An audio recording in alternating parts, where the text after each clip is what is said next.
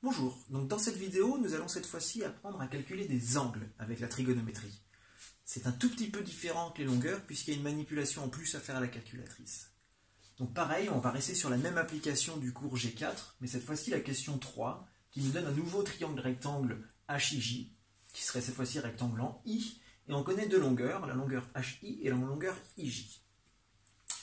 Cette fois-ci, nous, on nous demande de trouver l'angle IHJ, donc je l'ai mis en rouge ici.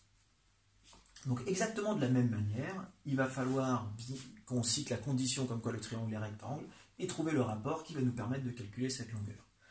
Donc première chose, citer la condition, donc on peut toujours dire dans le triangle, cette fois-ci qui s'appelle HIJ rectangle en I, c'est important de préciser en quoi il est rectangle, puisque les rapports trigonométriques ne seraient pas les mêmes en fonction de l'angle. Dans le triangle HIJ rectangle en I, on a, alors pareil, quelle égalité on va utiliser cette fois-ci? On se place bien sûr du point de vue de l'angle que l'on cherche. Donc si je me place du point de vue du point H, quelles sont les informations que j'ai?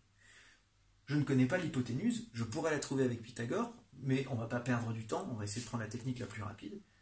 Je connais le côté d'en face, qui est du coup 5, et le côté opposé, et je connais du coup ce côté-ci, qui n'est pas le plus long, puisque l'hypoténuse est ici, donc c'est le côté adjacent. Donc je connais le côté opposé et adjacent. Quel est le rapport trigonométrique qui utilise opposé et adjacent? C'est la tangente, de la formule toit dans Casse-au-toit. On se retrouve du coup avec la tangente de mon angle, du coup on va l'appeler IHJ,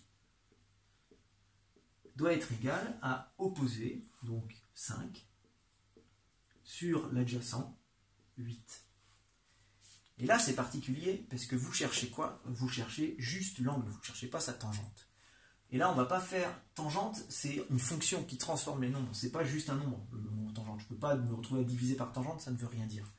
Donc il y a une manipulation particulière qu'on fait avec la calculatrice. En fonction des calculatrices, ça peut s'appeler arctan, ou alors tan -1. Ça, c'est à vous de voir sur votre calculatrice la touche, qui est généralement juste au-dessus de la touche tangente. Vous avez soit un petit tan -1, qu'on écrit comme ça, tan avec un petit -1, ou alors vous devez avoir quelque chose du genre arctan, ou atan, ça dépend un petit peu des fois. Donc vous, finalement, qu'est-ce que vous allez faire? Vous allez mettre IHJ tout seul, et du coup, de l'autre côté, on écrit, souvent, quand on l'écrivait sur papier, vous écrivez tan -1, pour dire que vous faites l'inverse de la tangente, de 5/8. Et bien ça, vous le faites avec calculatrice, et vous trouvez à peu près 32 degrés. Donc il faut vraiment faire attention à cette petite manipulation avec la calculatrice quand on se retrouve à chercher l'angle, et non pas sa tangente, et ainsi de suite. Voilà la différence majeure avec le calcul de longueur, mais sinon les méthodes sont toujours les mêmes. Vous cherchez le bon rapport trigonométrique, et en remplaçant ce que vous connaissez dans la formule, vous pouvez trouver à peu près tout ce que vous voulez maintenant dans n'importe quel type de triangle rectangle. Voilà, j'espère que ce cours est clair et que vous allez bien réussir les exercices.